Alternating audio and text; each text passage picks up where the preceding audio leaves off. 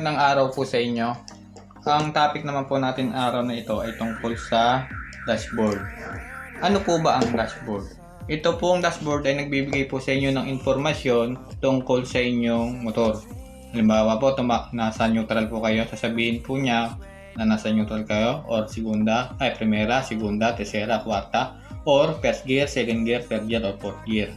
At ito rin po naman, nakikita yung bilog na ito ay nagsasabi po kung gaano pa karami ang laman ng inyong tangke na gasolina. At ito naman po, ang nag-i-indicate po nag-i-indicate at nagsasabi rin po na naka-high beam po ang inyong headlight. At ito naman po ang ilaw para makita nyo na kayo ay naka-signal light or naka-hazard. At ito naman pong bilog na ito po ay tinatawag na speedometer. Ano po ang speedometer? Kung nakikita nyo po, may 20, 40, 60, 80, 100 hanggang 160.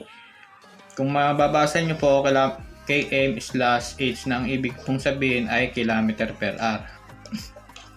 Na pag ang gauge po nitong kamay po na ito ay naitapat lang sa 20, kung maintain po na 20 ang inyong takbo sa loob ng isang oras, ang ibig pong sabihin nun ay nakaka 20 kilometers na po kayo.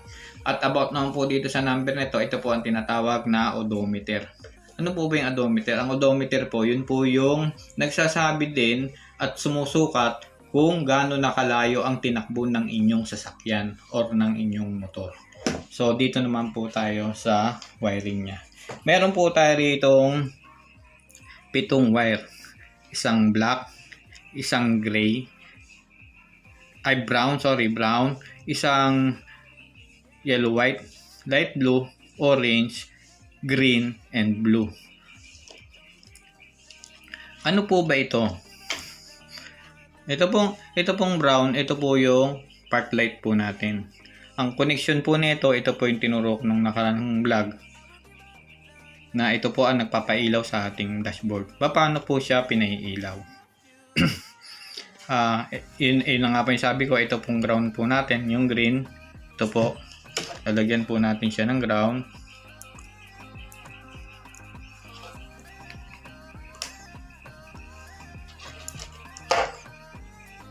Ay, hindi ko na po siya pinadaan ng ignition para po mas madali.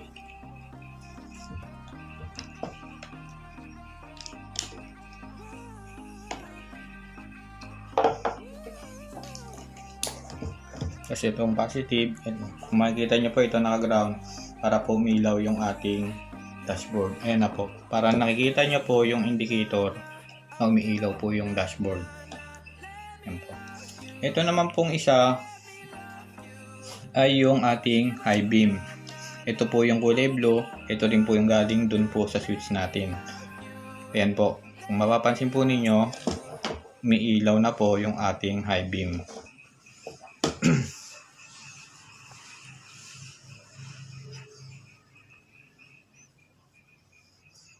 So, meron na lang po tayong natitira ng 4 na wire. No?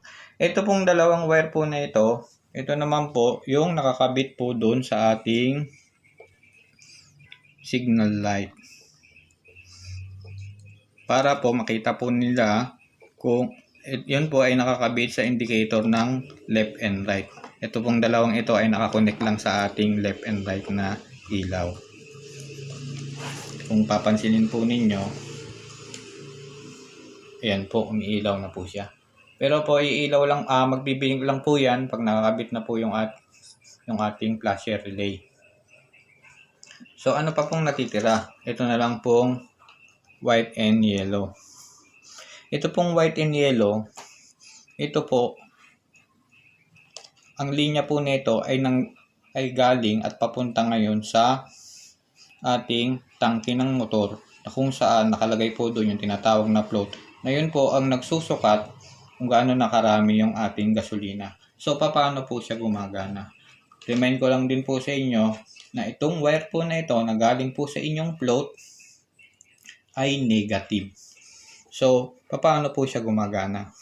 Ito pong accessory wire po natin na magbibigay na ano po ay bibigyan po natin siya ng power. At yung ating ground Ayan po. Ang sistema po niya, meron na pong ground yung papunta ng ating tangke. Siya po ang nagsasabi pagka nasisense niya na malapit o malayo yung sensor, doon nyo po nalalaman kung gaano karami ang inyong gasolina. Kaya sa susunod po na mga video ko, papakita ko naman po sa inyo paano mag-testing ng sensor ng gasoline tank. Yan po, makikita nyo po.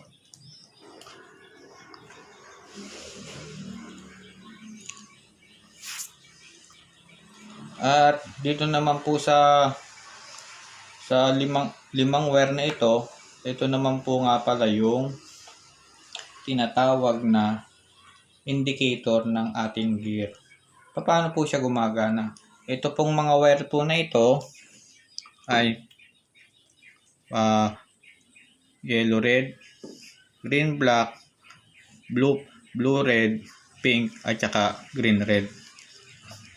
Ito po, ang dumadaloy po ritong kuryente ay negative, galing po doon sa ating malapit po doon sa magneto or stator, malapit po.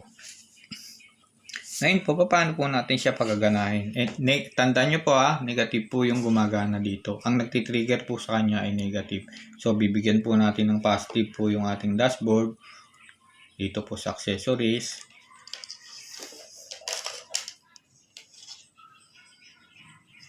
Makikita nyo po, positive po yung kanyang nakabit. Ito po palang yellow red, ito yung kanyang kwarta.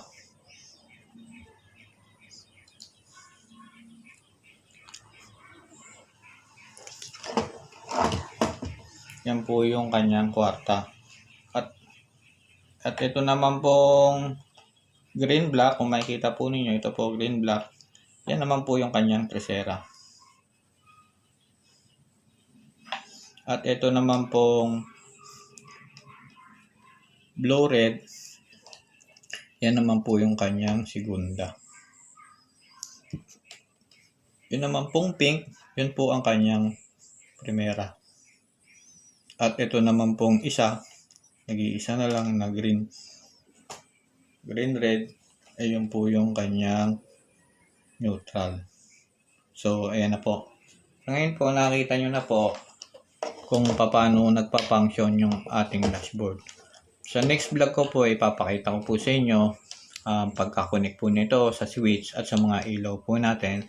Kagaya po ng in-illustrate natin noon, hindi nemo po natin, ilalagay po natin sa ating metal frame. Maraming salamat po. Sana po sa konting video po nito ay may natutunan po kayo at sana po may apply po ninyo sa inyong mga ginagawa.